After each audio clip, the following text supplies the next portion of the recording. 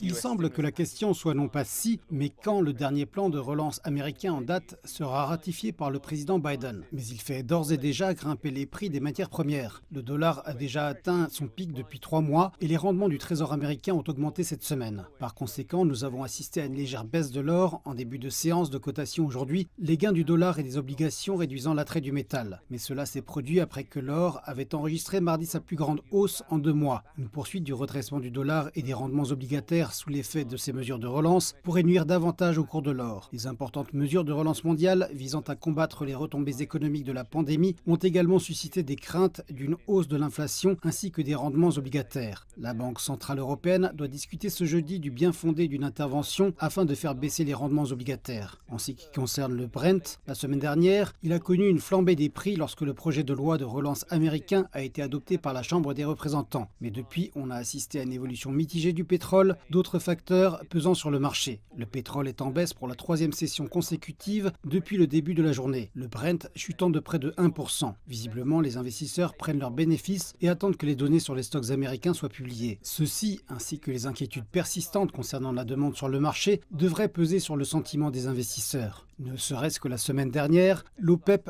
a pris la décision de maintenir les réductions de production à leur niveau précédent. À présent, alors que les mesures de relance américaines pourraient stimuler la reprise économique américaine et par conséquent aider la demande à plus long terme, certains analystes soulignent que les déploiements de vaccins au niveau mondial pourraient constituer une plus grande influence sur tout retour substantiel de la demande.